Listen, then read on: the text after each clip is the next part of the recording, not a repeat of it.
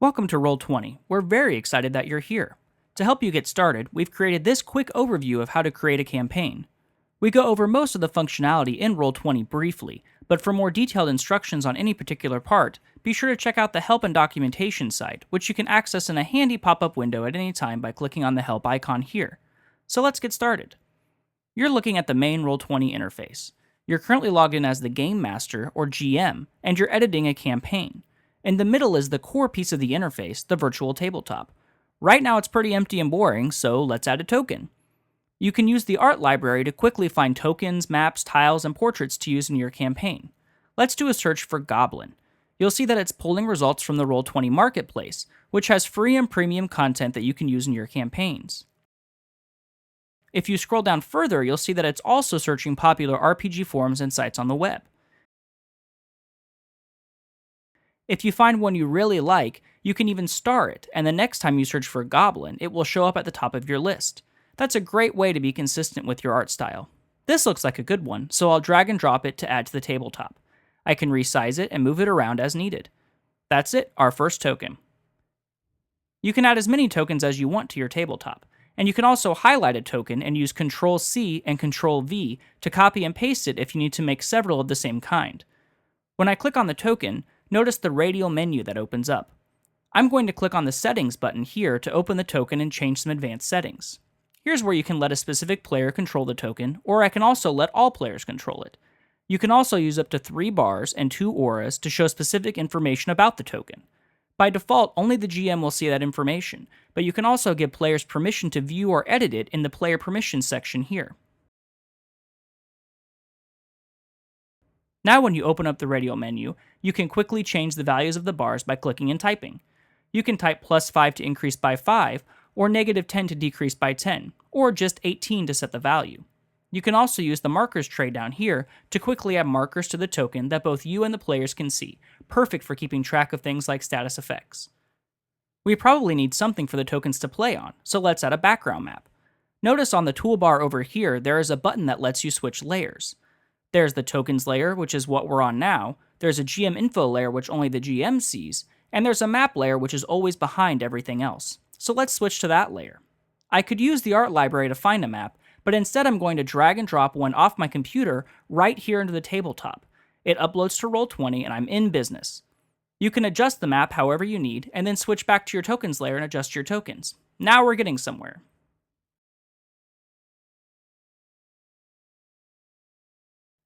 Roll20 also features drawing tools. You can select the freehand tool and draw on the tabletop just like a whiteboard. You can draw on any of the layers as well. You can also use the shape tool to draw rectangles, or hold down the Alt key to draw circles. Be sure to use the toolbar here if you want to adjust the stroke color or fill color of your drawing. And if you want to clear the drawings on the current layer, just click the Clear button. There's also a text tool if you need to type a quick note on the map.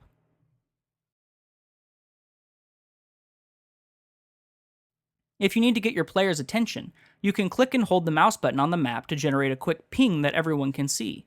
And if you hold down the Shift button while you ping, your players will scroll all their windows automatically to see what you're looking at. Chances are you're going to need more than one scene in your campaign. You can click this button to open the page toolbar. Like a storybook, each campaign is comprised of multiple pages. The pages can be anything you want, but usually they'll be either an image like a map or a portrait of a major NPC, or the page will represent an encounter with maps and tokens just like a real tabletop. As the GM, you can switch between pages at any time. The page that the players are on is represented by the player bookmark. Just move it to any page and the players in the game will automatically switch to that page. Notice that each page has its own settings, which I can get to by clicking on this gear icon in the page toolbar. You can adjust the size, background color, and grid type of the page from here. You can also turn on Fog of War, which hides the whole map from the players. Then you can use the Reveal tool and just highlight the area you want to reveal. It's that simple. If you make a mistake, use the Cover tool to rehide the area. Okay, so we've got a good campaign going here. Let's invite a player to join. Notice the player link that shows up here when you first log in. To invite players to your game, you simply send them this link.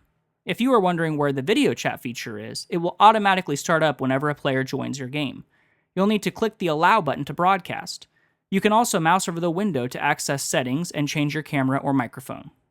By default, players won't be able to edit or move any of the pieces in your campaign, but you can set up the settings of a token. I double-click this as a shortcut and give them control over it if you want. I want to take a quick moment to point out that anything you do, adding tokens, resizing, moving, or marking, shows up immediately in real time to any connected players. So there's really no difference between an edit mode and a play mode in Roll20. You can come in and prepare a whole campaign in advance, or you can start with a blank page and build it all right in front of your players. It's whatever works best for your style of play. Now that we have a player, we may want to talk with them and roll dice. On the right-hand side is a chat system. To say something to everyone, just type your message and press enter. There's also full support for whispering to other players or the GM. And you can also emote to add flavor to the conversation.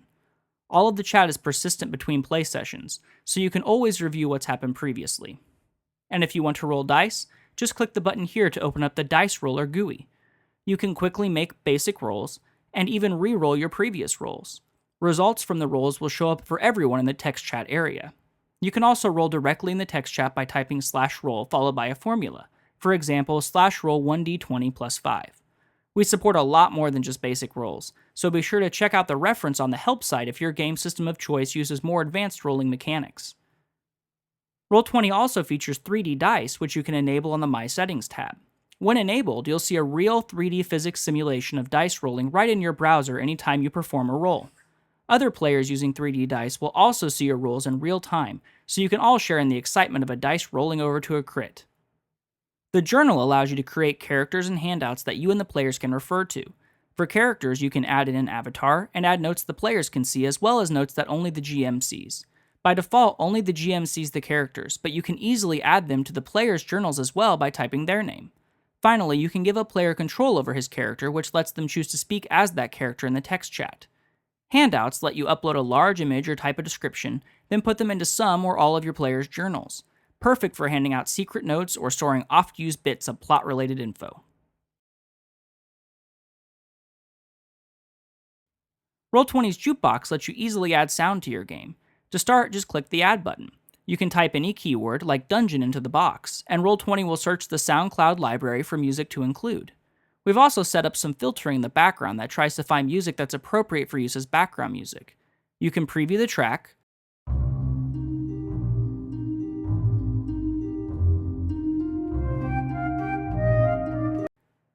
when you find one you like, just click Add, and it gets added to your jukebox. Now you can play the track, and all of the players will hear it playing as well. You can also control the volume to make it fade into the background, or surge to be the focal point.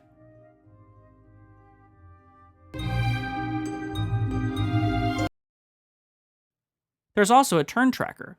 Click the button on the toolbox to open it. Once it's open, all players in the game will also see it. To add a turn to the tracker, right-click on a token and choose Add Turn from the menu. You can add multiple turns per token. Click on the numbers to edit them and keep track of stats, like initiative. Then just use the next arrow to advance turns. You can also click the gear to quickly sort numerically or alphabetically, or clear the list of turns. Everyone in the game also has their own settings tab, where they can control the master volume level of the jukebox as they hear it, and also choose what type of video and voice chat they want to use. This is also where you can set up macros, which let you and your players store and reuse rolls and chat messages. For example, you can create a macro for your most used attack roll. You can then turn on the macro quick bar and show that macro in the bar. Then just click the button below your avatar to quickly use that roll. You can also enter a £sign and the name of the macro in the chat box to perform the macro there. There's more to macros, including nesting macros and using macros as variables, so be sure to consult the help site for more advanced topics. Finally, you'll also notice the deck setting here. Decks are collections of cards that you and your players can draw from. By default, you'll get a standard playing card deck. Show the deck, then just click at the top to draw the next card. You can also drag a card off the top of the deck to play it onto the tabletop. You can also shuffle the deck.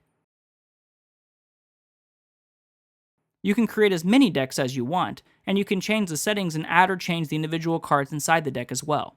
Each card is just an image that you upload from your computer. There's a lot more to decks, including player hands, card trading and stealing, and infinite card decks.